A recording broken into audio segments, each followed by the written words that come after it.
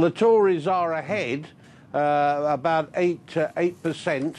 Labour now coming in second, just ahead of the third horse, the Liberal Democrats, 2% behind Labour, who are very much in the race for the first time.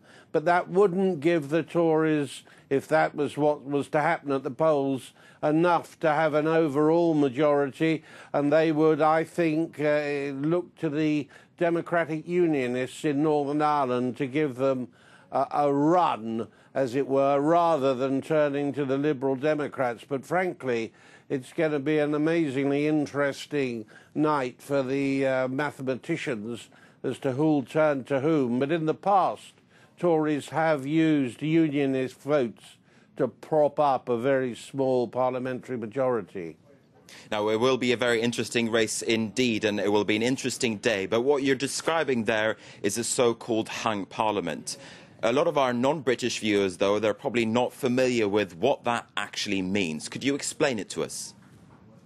Yes, it really means that on the daily basis of running the government, the Prime Minister can't guarantee a majority for all his legislation. Therefore, he has to turn to somebody else to help him through.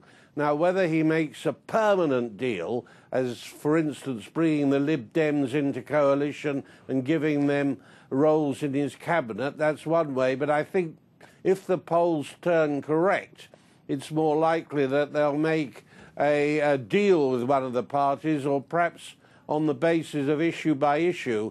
And in fact, Mr. Cameron, the leader of the Tories, may go ahead with a Queen's speech, that is a policy outline, and challenge the people who've been rivaling him in the election to overthrow him and immediately, cause another poll. I think everybody's a bit weary of electioneering and certainly wants a gap of a few months, but it's a strong chance there may be another one before the end of the year.